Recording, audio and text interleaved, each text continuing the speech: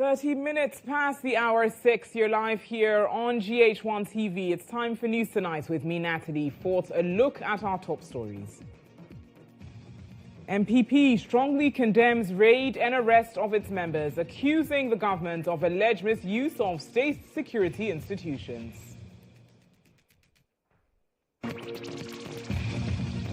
Also coming up, hearing of petitions for CJ removal begins with first witness testimony before the 5-member committee. And in business, Bank of Ghana holds policy rate steady at 28% as it continues its push to bring inflation under control. On the international front, judge temporarily blocks Trump plan to stop Harvard enrolling foreign students. The details of these stories and much more news here on News Tonight. Tuesday.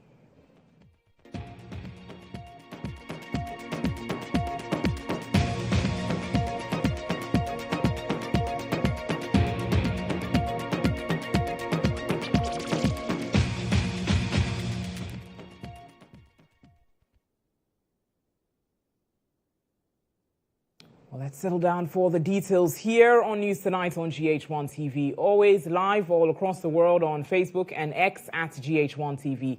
We get started as the New Patriotic Party has strongly condemned what it describes as politically motivated intimidation and harassment of its members by the NDC government through the alleged misuse of state security institutions. This comes after national security operatives arrested and charged Alfred Kumi Ababio for the publication of false news, and also besieged the residence of MPP's Ashanti Regional Chairman Bernard Entry Boesiako.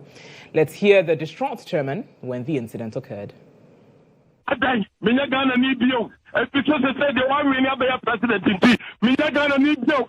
Ghana for Musorio, Ghana for Musorio, and before you know Musorio, and before you know Musorio, I am Munti, and a Mahama MC, and before I am Munti, and a Mahama MC, this vice president, me, my don't board Suda, me, my DCO, me, my minister, I am chairman in the media, and I want to make campaign in Mammy.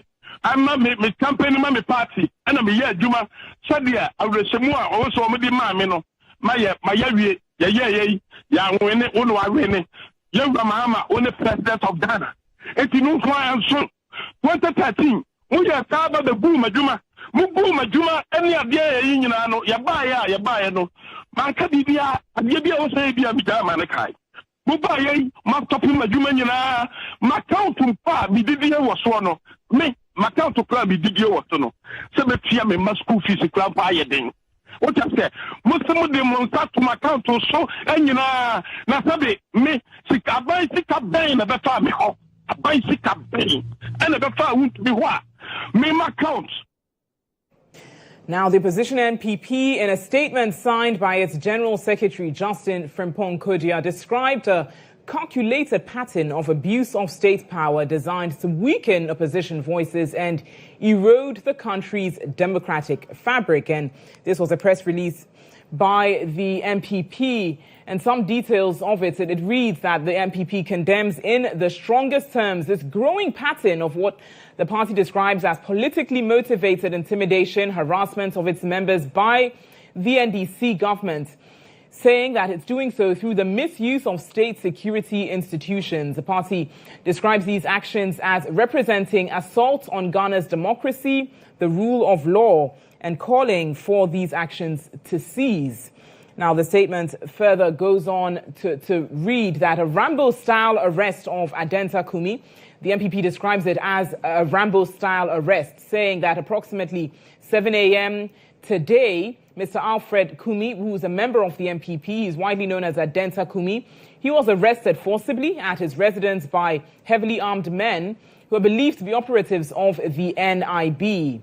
Now, 6 of these officers wore masks, wielded AK-47 rifles in a display of intimidation, and it further states that it's clearly linked to Mr. Kumi's recent petition to His Excellency John Dramani Mahama.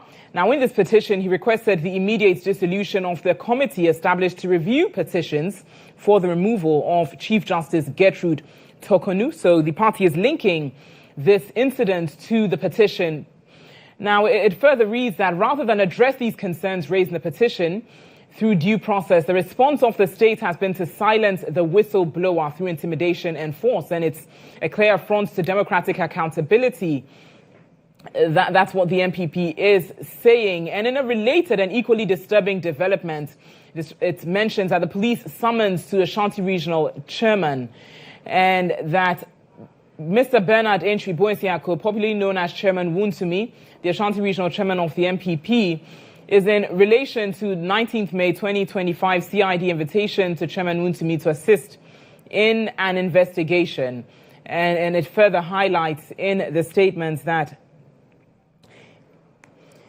these acts, as the MPP has mentioned, is sort of vindictive by the NDC, and the MPP claims that it's being done as some form of an abuse of state security institutions and the misuse, that is, of state security institutions. Now, still on this issue, we've had some reactions to it, as some members of the MPP have mentioned, reacting to developments. We had MP for Old Tafo Vincent Eko Asefwa and Nshaeso MP Stephen Amwa speaking earlier in an interview.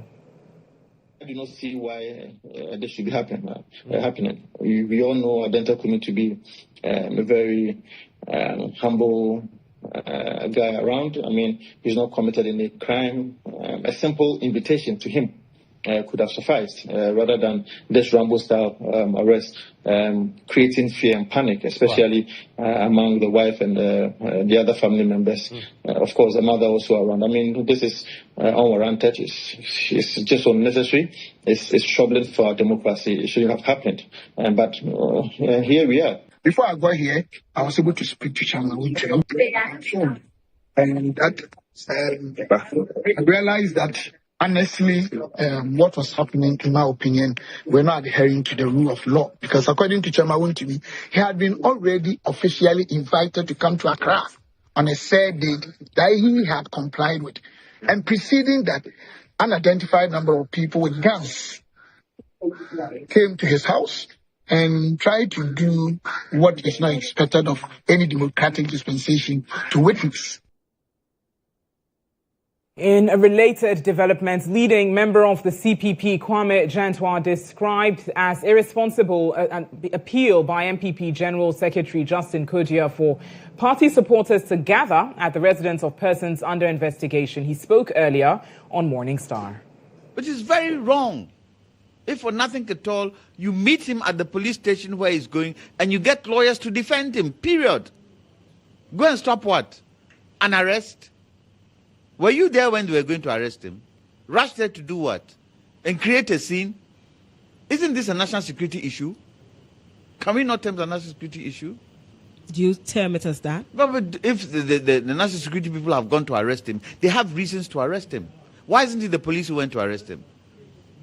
But national security went to arrest him. What I wasn't in favor of is the mode that they went there. Yes. Yes. But it's an allegation. Were you there? No. Who was there? Who was there at the time they arrested him? Who was there? Did anybody take any video of the national security being in Balaclava, having gas? Did anybody take that video? So it's an allegation. But I don't understand why the General Secretary would say MPP people should go and mass up at what do you call his house. For what reason? Come on. We have laws in this country. We have laws in this country, and a political party cannot decide to be unruly in such a thing.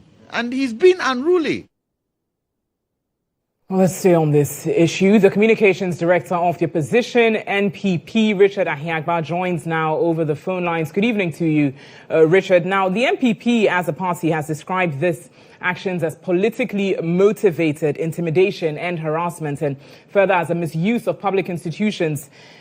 First of all, on what basis do you say that it's a misuse of public institutions, and what evidence do you have to back that? Thank you.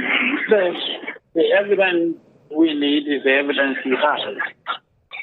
I am surprised by senior brother, my name, Kwame Jantua, is talking, saying that this is allegation.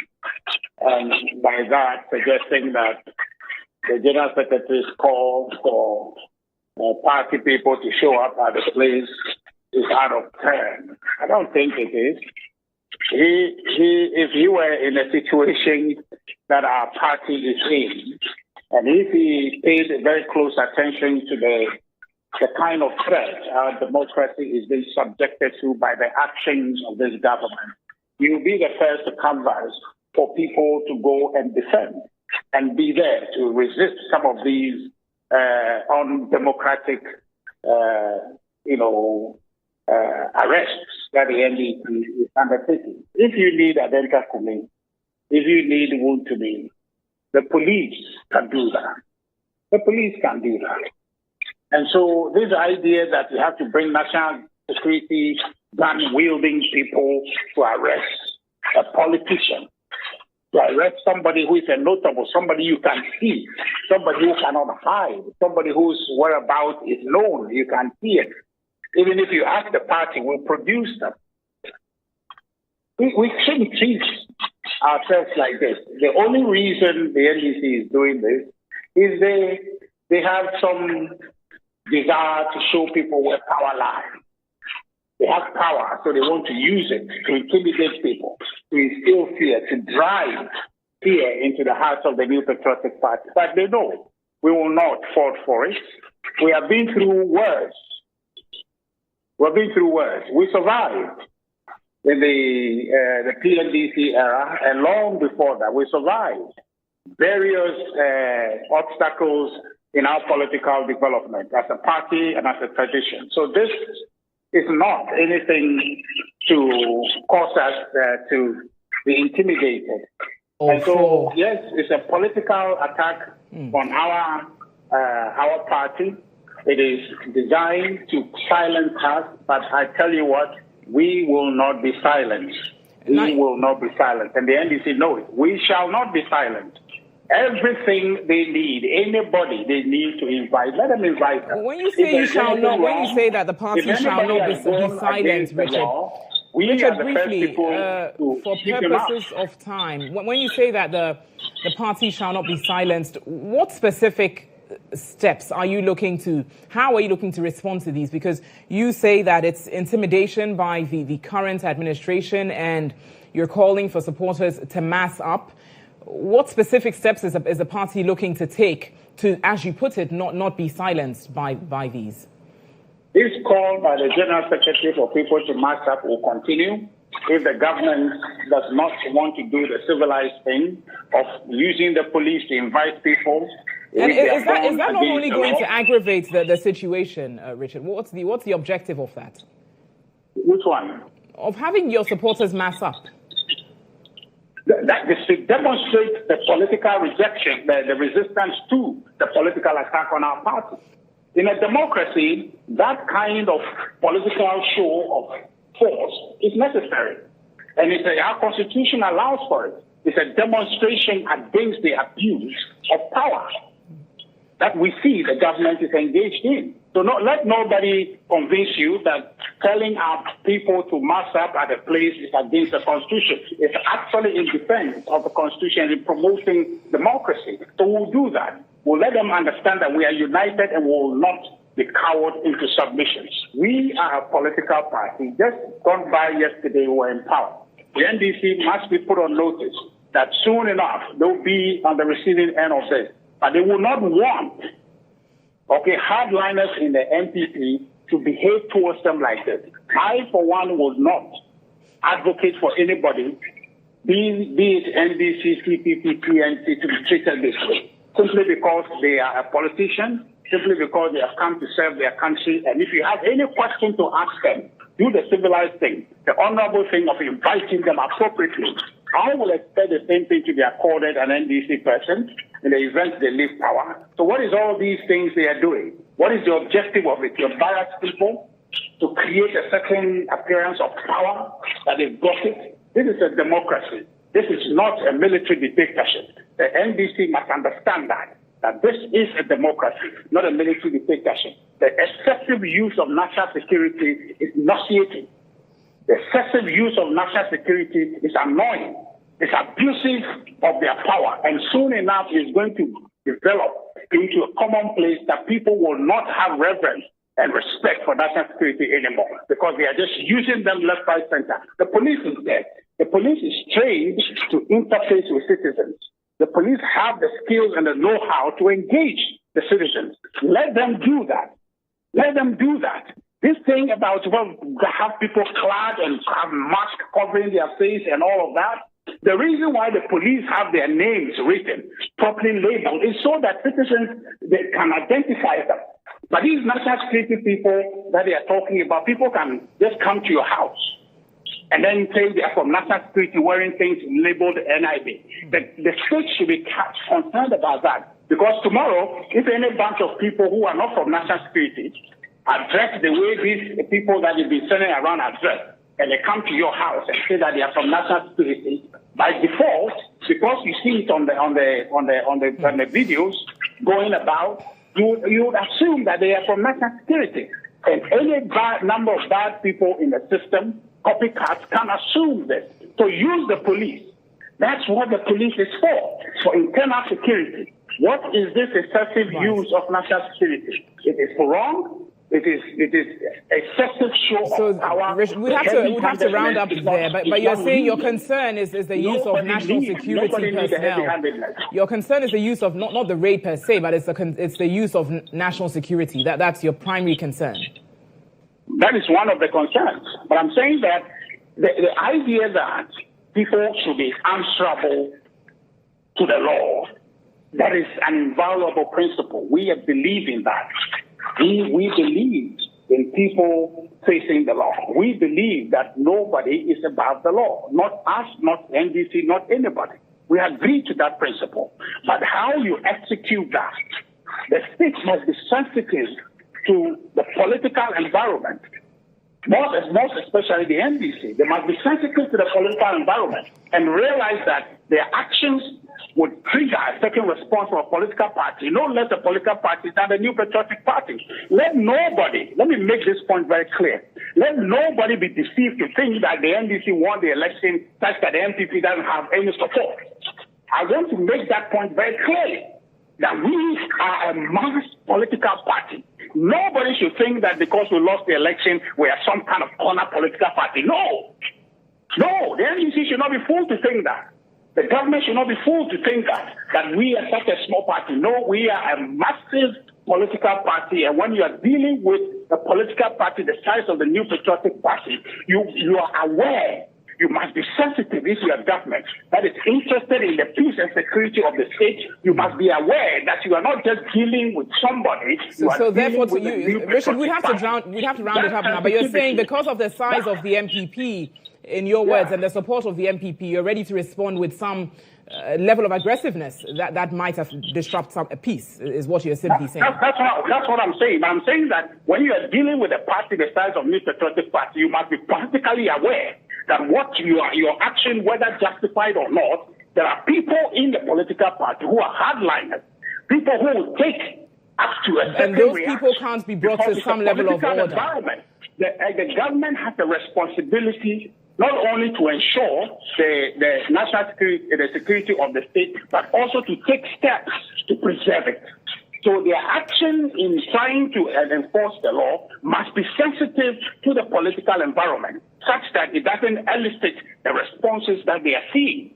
Because if they do that, they'll be contributing to affecting the security of the state in the manner they are doing. Imagine very young people who would go out there and mass up. And as a party, you're prepared to respond with some level of aggressiveness, is what you're saying. Is there a possibility that you can put these young people to order? I'm saying that the government must be sensitive to the political environment, such that its action does not precipitate a certain reaction from the public, who might be sympathetic to the New Patriotic Party, to act in a manner that jeopardizes the security of the state. It is the responsibility of the state to be aware of the context in which they are dealing. Because the primary goal that the government has is to preserve and protect this democracy. Okay, so they must do so strategically, tactfully, and not be reckless in the manner in which they are deploying national security to harass people. That is not acceptable. That can elicit a certain response, which you are seeing people are marching up. That can precipitate something that we don't want. Okay, so the government, there is no urgency. If you are looking for Owuntumi, there's no urgency. There's an urgent situation in Boko. How are they approaching that one? There's an urgent national security problem in Boko. Right. What is the reaction Richard, to it? your point has been clearly made. We would have to wrap it up here. Thank you for your time this evening. Richard Ahiagba, the Communications Director of the Opposition New Patriotic Party. Now, we are working the phone lines to engage the security analyst on the back of this issue, and we'll bring that to you subsequently. You're still watching News Tonight here on GHOne TV. In other news, the hearings of the 3 petitions for the potential removal of Chief Justice Gertrude Saki Tokonu began on Friday, May 23, with the first witness testifying before the 5-member committee established by President John Dramani Mahama, despite the suspended Chief Justice's pending Supreme Court action, challenging the committee's composition led by Justice Gabriel Puamang. The committee has opted to proceed with the hearings. The suspended CJ has filed a suit on May 21, 2025 through former Attorney General Godfred Yeboah-Dame, questioning the committee's validity.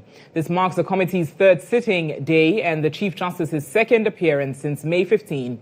The hearing is set to continue on Monday, May 26, 2025.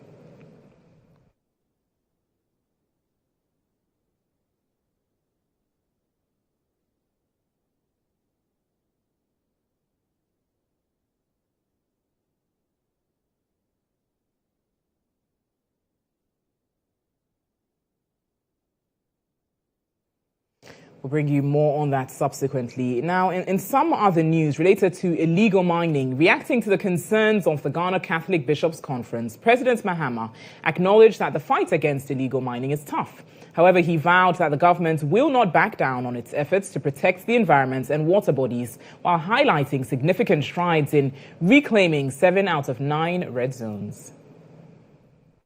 We talk about the gold board, and people just focus on the part of the gold board's responsibility where they're buying gold and exporting. But the other, if you read the law, part of the gold board's responsibilities is to work with small-scale miners who are compliant, to give them the technology and assistance to be able to do mining sustainably.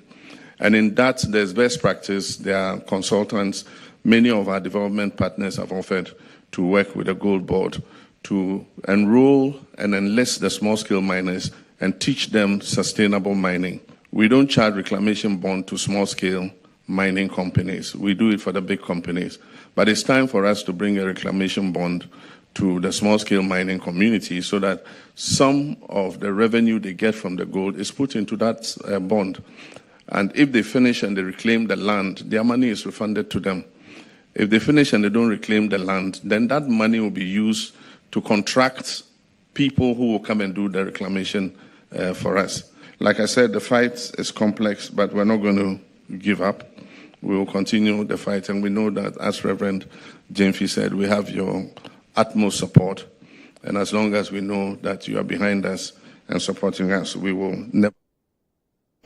The minority in Parliament is gearing up to summon Defence Minister Dr. Edward Omane Boamah over the use of a private jet to fly Vice President Nana Jane Opoku-Agyeman back to Ghana from the United Kingdom, where she had been undergoing medical treatment. Old Tafel MP Echo Vincent Asefwa criticized the move as wasteful, arguing that the Vice President could have returned on a commercial flight in first or business class to save the country money. What is worrying is the fact that at the time that the NDC was in opposition, they set a certain standard for themselves. The standard that they set for themselves was that there is a presidential jet that will have to be used by the president or the vice president at all times. In the absence of the presidential jet, the president or the vice president can simply consider the economic challenges of the state and adopt to use a first class or business class ticket. On what basis did they charter a flight for the vice president from London to Ghana. And so I've already indicated that as soon as Parliament reconvenes, I am filing a question for the defense minister to be hauled before the House of Parliament to explain to the House the current state of the presidential jet, 1, 2, the cost of the chartered flight that was used to carry the vice president from the United Kingdom to Ghana, because we want to know the cost to the state and if there could have been a better option or a better alternative to have been used for the vice president.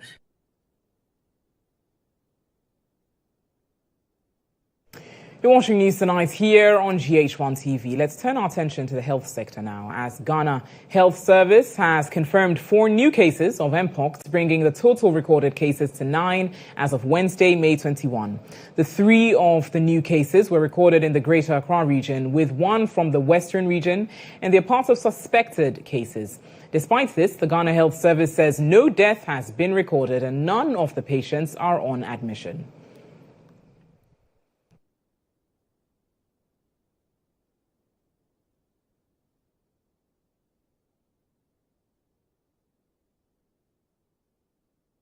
Still on health-related issues, the principal nursing officer at the gynecology, OPD and antenatal unit of the Ridge Hospital, Felicia Mate, has urged expectant mothers to desist from consuming bentonite clay, locally known as ayilo or chile. According to her, the habit has the potential to negatively impact their unborn babies due to the various elements contained in the clay. She made the call after receiving some medical equipment from Hoffman Laboratories. There's more in this report. A 2013 report by Public Health England indicates high levels of lead and arsenic content in bentonite clay, commonly known as ayilo or chile, consumed by some pregnant women. Speaking with GHOne News, the principal nursing officer at the antenatal unit of the Ridge Hospital, Felicia Mate, cautioned expectant mothers as the practice can lead to complications. When you are pregnant, you don't need to do self-medication because you have to come to the hospital for the healthcare professionals to prescribe the appropriate drugs for you. You are not supposed to indulge in alcohol, smoking, because it can lead to miscarriages, and the certain non-nutritious food as well. Some go to the extent of eating, I'll term it as edible clay, that is ayilo in our system, and so many things that they do that will have affects the health of the baby. And also where they work, especially industries that have harmful effects on their baby, chemicals that have harmful effects on their baby, such as lead poisoning. After donating the equipment, Country Manager of Hoffman Laboratories, Benjamin Appiah Ameo, highlighted the need for mothers to always prioritize a healthy lifestyle to save their lives and that of the unborn babies. Our main focus is to support women who want to get pregnant, those who are pregnant, and also those who are breastfeeding, to support them so that we come up with product that can help them to reduce the risks of pregnancy-related risks, and also support them, those who can give birth, to support them to give birth, and also those who are breastfeeding to support them with a product we call Vivagest. And that is why we are here. The donated items include Vivagest, BP Vital machines, fetal doublets, and digital weighing scales, among others. Newborn Jaundice Day is observed globally to raise awareness about a common condition affecting many newborns within the first few days of their life. This year's celebration was themed from awareness to action, promoting timely diagnosis and treatment for all jaundiced newborns across Ghana. The event, which took place at the Greater Accra Regional Hospital, highlighted the importance of early detection, timely treatment and proper care to ensure the health and well-being of newborns. Speaking at the event was Dr. Akakbo Ashiade, pediatrician at NICU of the Greater Accra Regional Hospital, where he urged governments to provide more equipment to hospitals to make the work of healthcare professionals easier. Where we dedicate a whole month of May to create awareness on newborn jaundice, because we have seen as frontline workers the problems that we've had from newborn jaundice, and we can give recommendations on what should be done to solve these problems. But in addition to capacity building, of course, government needs to, and I know they are doing a lot already, but of course, once there are some deficiencies on the ground, I cannot but voice them out. in the sense that we need more equipment to help with diagnosis and treatment. The TCB I mentioned, proper laboratory equipment for diagnosis, phototherapy devices for us to be able to treat, and not for us only in the Greater Accra Regional Hospital, because we are a major referral facility. We receive patients from all over the region and even outside the region. Still on health, childhood cancers appear to be on the rise in Ghana, but access to critical treatments remains a major challenge. From the exorbitant cost of surgeries to the lack of essential equipment in the country, families are left struggling for support to keep their children alive. Barely 2 years old little Phoebe, who was diagnosed with acute myeloid leukemia and needed over $70,000 for urgent medical treatment, has a second chance to life as businessman Ibrahim Mahama takes over medical bills. Awisi Dede Jange spoke to her mother before the gesture. Too young to know right from wrong, yet she's battling a medical condition often associated with age, lifestyle, and other factors. She doesn't smoke, she doesn't drink. She's too tiny to do any of these things. She hasn't even had the chance to run freely without falling, but an aggressive type of cancer has found her. And now her days are filled with hospital visits and painful chemotherapy. This is a story of barely 2 years old Phoebe, who is currently on admission at Korle Bu Teaching Hospital in dire need of $78,000 for urgent medical treatment. I used to pray that God should give me a child who is healthy. The day she was diagnosed of cancer, in fact, I broke down totally. I didn't know what to do. Coming from downstairs to the OPD, from upstairs to the OPD, I didn't even realize how I got down. I was just crying. Phoebe was diagnosed with acute myeloid leukemia in December 2024, and she's been receiving treatment at Korle Bu Teaching Hospital since her diagnosis. Acute myeloid leukemia, which we call AML, is a type of leukemia in children, and this type of leukemia unfortunately cannot be treated fully in Ghana. In our facilities here currently, we are able to give an initial treatment to keep the cancer at a certain level. However, we are not able to completely treat here. And children who usually have this type get treatment from outside the country. If you are really watching me, this is not an easy thing for me. And if you can be of help, I am appealing that you help us so that Phoebe stays alive, because her type of cancer is an aggressive one, and one day we don't know what is going to happen.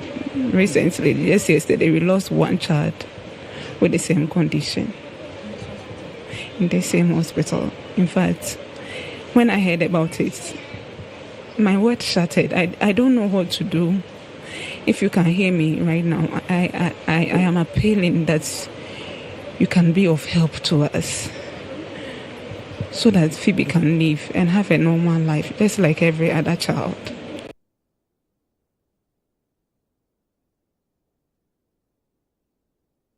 We see Dede with that report there, speaking with Phoebe's mother before the kind gesture by Ibrahim Mahama. You're watching News Tonight. On to other stories. The Minister for Communications, Samuel Nate George, has called on African nations to deepen regional integration and foster stronger diplomatic and economic ties to drive the continent's development agenda. Speaking at the 62nd African Union Day celebration in Accra, the minister emphasized the need for democratic governance and inclusive leadership, urging African leaders to recommit to silencing the guns and ending conflict across the continent. Ghana on Friday joined the rest of the continent in commemorating the 62nd African Union Day with a flag-raising ceremony at the forecourt of the State House in Accra. The ceremony brought together members of the diplomatic corps, particularly from African missions, alongside security personnel, school children, and government officials.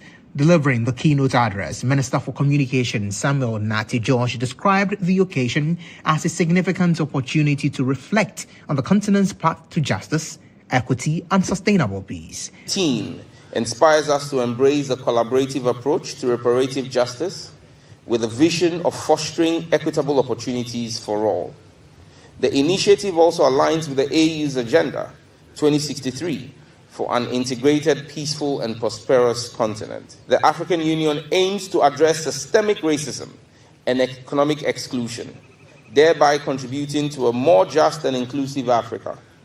The theme serves as an invitation for governments, civil society organizations, and the African diaspora to unite in the pursuit of rectifying past wrongs and nurturing a future founded on justice and reconciliation. Also addressing the gathering, the Dean of the African Group and Ambassador of the Kingdom of Morocco, Her Excellency Emmanuel Adil, urged African leaders to prioritize unity and cooperation in building a peaceful and prosperous continent. Africa is a continent full of similarities and contrasts, comprising countries that are remarkably different in their geography, yet very similar in their history and culture. It has vast human and natural resources that have the potential to eradicate poverty in the region and drive opportunity and prosperity for all. 62 years on, the flame lit by Africa's founding fathers still burns bright. The African Union, now comprising 55 member states, remains a symbol of the continent's collective pursuit of integration, peace, and a shared destiny.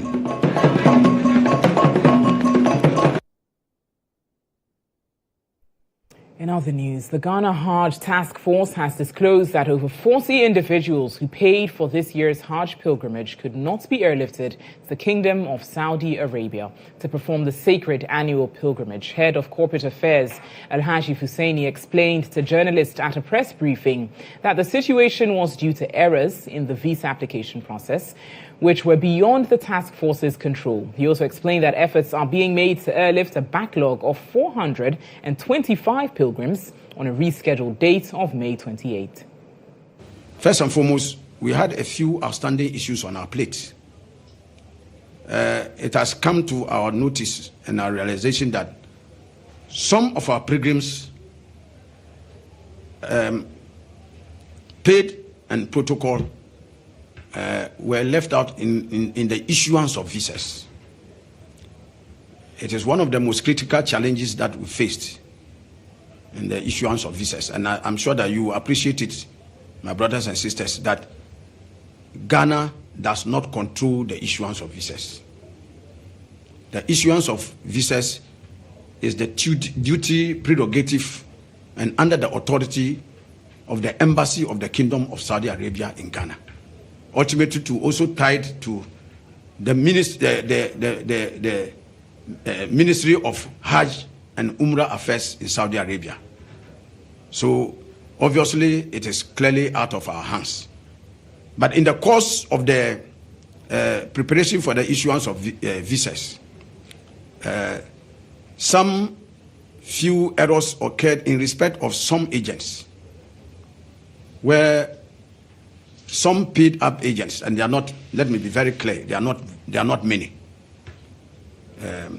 In the case of one agent, that is where we have the biggest number, about 43, called TUFA. TUFA agency featured 53, and about 43 of them did not have visas, and I'll come and explain that. That is the single biggest one. But for, I think, 2 or 3 other agents, they are just a maximum of 2 or 3, not beyond that. Well, away from Hajj 2025, founder and leader of the Gospel Challenge Secretariat, Apostle Francis Jomo, is urging pastors to refrain from pride and self-glorification, especially when it comes to performing deliverances and healing. Speaking to journalists at the Kotoka International Airport on Thursday, Apostle Jomo made a bold declaration that no man of God has the power to heal. According to him, all healing comes solely from Jesus Christ. No man of God has any power to heal anybody. The one who heals is Jesus. And then the man of God take the credit. And no man of God have to take any credit. You don't have to take any money from anybody, because no man of God can heal anybody. No man of God has any power to heal anybody. All the men of God, when we are sick, we go to hospitals. We have our doctors. So why do you deceive people? Why don't you let people go to hospital? Go to hospital. But when you go, a doctor tells you that there is no hope, Jesus comes in. Amen. Jesus is the hope. Yes. That is where Jesus comes in. That is where. And the whole Ghana is going to shake, as I'm telling you. It's going to shake because Jesus is no more a human being. When he was a human being, he was located in Israel. And then he could not go past Israel. But now he died, he rose from the dead, he's seated in heaven, his location is heaven. Jesus Christ is the one who heals. No man of God like me has any power to heal anybody. So when people come to me, I tell them Away from that, the municipal chief executive of the Obutu Senya East Municipal Assembly, Seth Saba Sewonyu Benini, is urging the public to desist from ascribing all criminal activities in adjoining communities to Kasoa. According to him, Kasoa is a cosmopolitan town surrounded by many communities in different assemblies. As such, it is an error to ascribe some of these crimes to the township without a fact check. He said this during an exercise to dismantle illegally mounted tents in the central business district. I can tell you that all these stories that we hear, most of them don't happen within our jurisdiction. Kasoa is Obutu Senya East. Bomwa East is not Kasoa. Liberia Camp is not Kasoa. Bojase is not Kasoa. Asalaja is not Kasoa. All these places are not Kasoa. But you see, because we are a growing community, a cosmopolitan area, people moving here every now and then. And so almost every time when they do stuff, they affiliate it to the bigger city, that is Kasoa. I must say that over the last period of 4 months, the crime rate that happens in Kasoa has relatively gone down. It's been dwindling. And so all these things cannot be true. However, we have had several meetings with people that we suspect have people that causes this issue. We are visiting them. We've had extensive security meeting to tackle this issue. We have received security briefings that shows us that everything that had to do with our security is way under control. And I must put on record that most of these stories that fly about, they are not Kasoa. It's because Kasoa is a major town or a major city. Every other affiliated city gets its name. They say Kasoa Breku, Kasoa Nanyano, Kasoa Millennium City. Meanwhile, these are in different districts. Kasoa is a Obutu Senya East. You get it. And so most of these stories are not even happening in Kasoa. For those happening in Kasoa, there has been a considerable decline in criminal activities here. It doesn't mean that we don't have people that cause issues. Our men, our uniformed men are under control and crime rate is on the... You're watching News Tonight here on GHOne TV. Do stay with us. We bring you business news soon.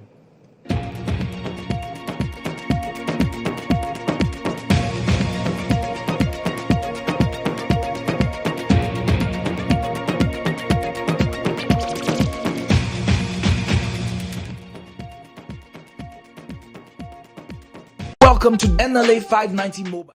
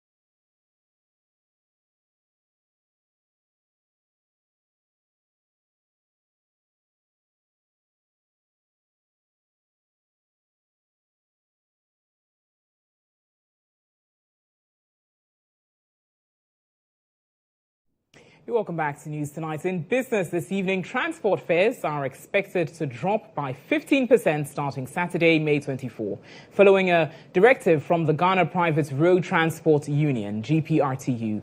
But the big question remains, will drivers comply?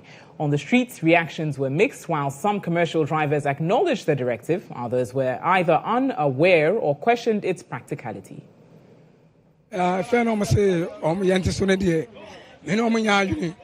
Because petrol no matters wa aboso kan na monti so sent me hadan ni na o mentete so antana ya te fere so man tene man so dia fere de me no ya yin se te so le ta den tina ya te petrol so se forces se na mo ka o metete lorry fare so 15% anya 5% 15% ka o na se sa waje no logu so waje e ti de se se mo wa metete fare so si se wa bla aboso ka ise unim tai ba ko bo tai unim tai bo by Hajj 11 city, Sakomon 11 city.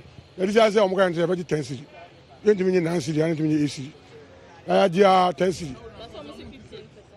And the Omokan first going to 11.5, and I get 12 city. Only at 11 city. They have a 2 channel about 10 city. And the end, you person go and fish. 10 city, fairly about to say petrol eco form. Into 15%. Up to date, people be just there. Everybody na maso ndi ehwe yam yadum ochina na ebekoso because bisa spare parts na dey na yenti bia so nti omo so bisa omo so omo ntumi nti says so abra yenti sa nyamanyama no so. Well, let's stay on this. We are joined via phone by the Deputy PRO of the GPRTU, Samuel Amwam. Good evening to you, sir. Thank you for joining us here on News Tonight. Now, we heard the reactions by some drivers. But with those who do not comply, who fail to comply starting tomorrow, what punitive measures have been put in place? Thank you very much. Let me say good evening to you. As I used to say, we've circular to all the 16 regional officers. And the directive given to them is that they should also do same to their branches, then down to all the members. And this is the information that has gone down. Yes, we understand that, coming down like this will be a bit difficult for, some of the drivers, as we are beginning this whole exercise. But then we are urging all the drivers that they should try and comply. It's something that whenever we go in for increment, this is the same, way we come out and they all comply. So as things are coming down, they have to also comply. Right. So now, that, Samuel, specifically, for purposes of time, in the event that they do not comply, are there any punitive measures laid out against them? Oh, yes. To our members, it's not all the drivers that belongs to GPRTU, but to our members, this is the directive from the National Office of GPRTU. And should any of the drivers don't comply, and their executive get to know that maybe they are still charging the old fare, we have some internal sanctions that will apply to such drivers. Yes. All right. Very well. We'd have to round it up there. Thank you for your time this evening. Samuel Amwar, Deputy PRO of the GPRTU, and we'll certainly be following up on that and see how this is implemented starting tomorrow, May 24. In other business news, the Bank of Ghana is holding its key policy rate steady at 28% as it continues to push to bring inflation under control. The decision follows the 124th Monetary Policy Committee meeting, where Governor Dr. Johnson Isiama reiterated the central bank's commitment to disinflation. Speaking at a press briefing, he stated that the BOG is targeting an end-year inflation rate of 11.9% or approximately 12%. He expressed confidence that the current downward trend in inflation, aided by the recent appreciation of the cedi and improved macroeconomic conditions, will soon translate into tangible relief in prices for consumers.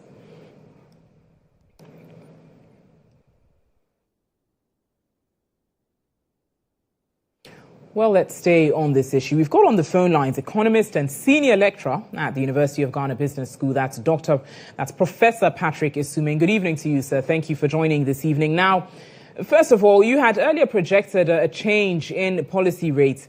Does the reason provided by the BOG, does it hold for you? Well, I don't know if I projected a change. I think I said that I'm expecting them to hold the rate. To maintain, okay.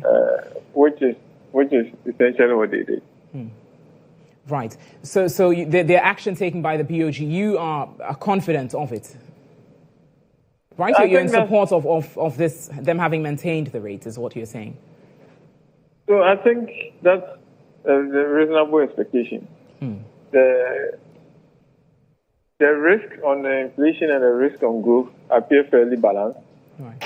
And so, of course, the governor says they want to keep the monetary policy tight, which maintaining such a high rate is tight. So, in the main, I think that was largely expected. Now, we're looking at an end-of-year target of 11.9%. In your view, is this achievable, and what will it require? Well, I think when it was first announced, it sounded very ambitious. But after the development in the currency in April and May, it's looking more achievable. However, I think we know that the main source of our inflation in the last couple of years has been the food inflation. We can't solve that food inflation simply by appreciation of the currency. We have to invest in the production of food and make food more available. So that is our standard element that has to be done. Obviously, we are entering the planting season. It's absolutely important that the government makes sure that the key inputs are available, fertilizers and other related inputs are available. If that happens and the harvest is good, then it's looking more likely that we'll be able to achieve the target. Right. Thank you very much for your time this evening. We'd have to wrap it up here. And that is economist and senior lecturer at the University of Ghana Business School, Professor Patrick Esuming, joining us there. That wraps up business this evening. We've got sports news next. Stay with us.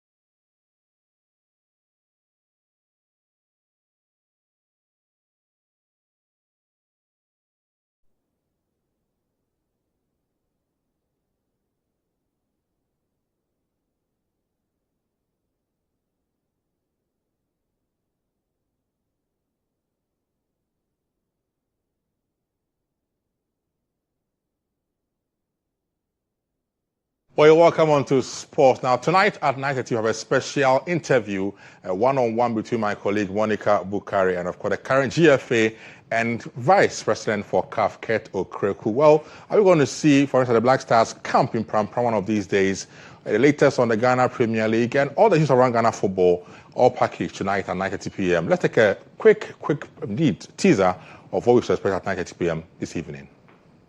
Are you satisfied with the kind of pitches that we play our domestic leagues on? Our stadium has improved a lot. Our pitches have improved a lot. Look at our investment of close to $742,000 in the construction of the first ever FIFA AstroTurf on the soil of Big Boss Secondary School. Unbelievable. There is a need for more investment in the maintenance of our stadia. But on the journey to rebuilding our sport in general, we'll have good times and we'll have bad times. And the Black Stars have gone through some bad times, they've gone through some good times.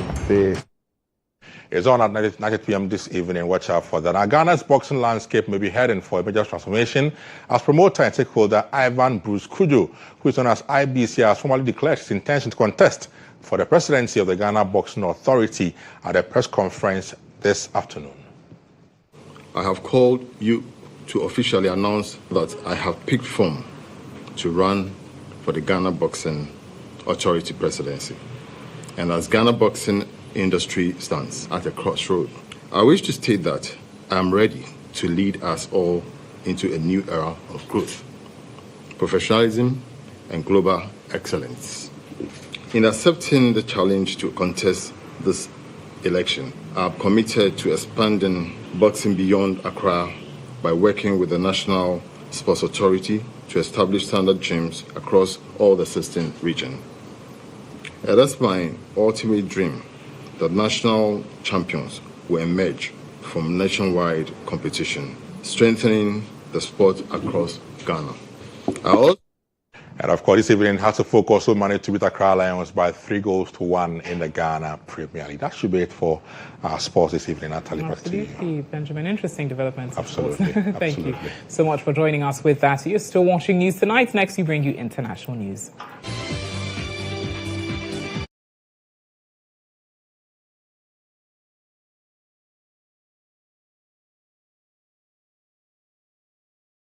Judge has issued a temporary restraining order blocking the Trump administration's plan to strip Harvard University of its ability to enroll foreign students.